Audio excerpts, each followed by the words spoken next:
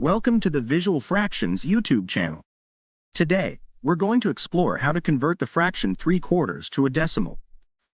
To convert the fraction 3/4 to a decimal, all we need to do is divide the numerator, the top number, by the denominator, the bottom number.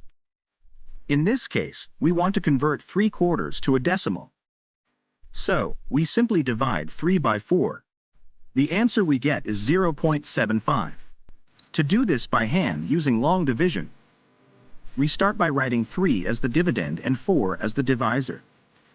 Since 4 doesn't fit into 3, we add a decimal point in our answer and append a 0 to 3, making it 30.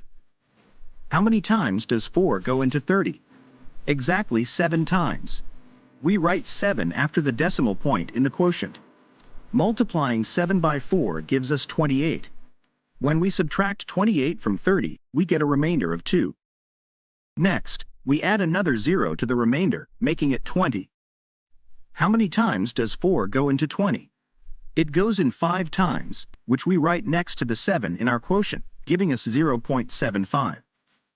Multiplying 4 by 5 gives us 20.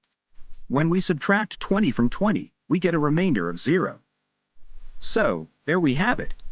The fraction 3/4 converted to a decimal is 0.75.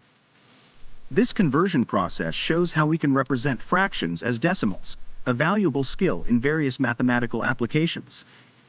If you found this tutorial helpful, make sure to hit the like button.